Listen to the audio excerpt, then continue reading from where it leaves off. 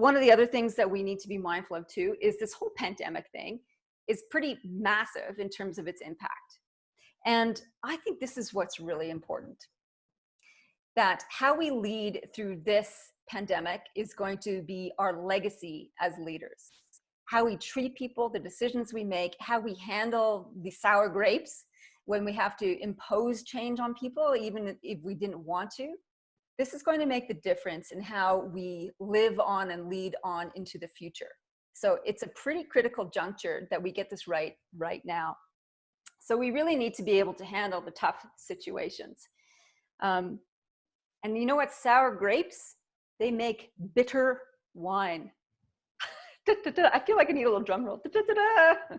That was a nice little turn of phrase.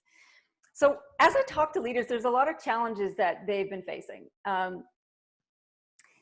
Having to get people on board with change, and they're resistant with it. And they don't like the new way of doing things. It's a hassle, it's a pain in the bum. Or conversely, they want to go to the new way of working and they can't because their employer won't let them. I think it's hard enough to implement change, especially when it's change that we haven't chosen for ourselves and we have to deliver to others. And then we have to deal with the fallout of that, which is one of the causes for the sour grapes.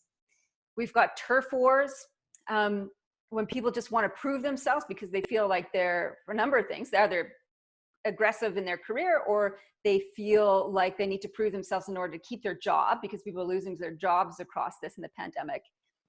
And silos, that's when people go into flight mode and they just buckle down, they just look after their own patch. Now, as leaders, we don't want our teams to go into silos because it makes life harder for us. We want our leaders to be able to, and our team members to look up above the parapet, see where the connections are, see where the big picture issues are, and make contributions to that. But when people are under threat, they just kind of bunker down, and silos and turf wars can be a result of that.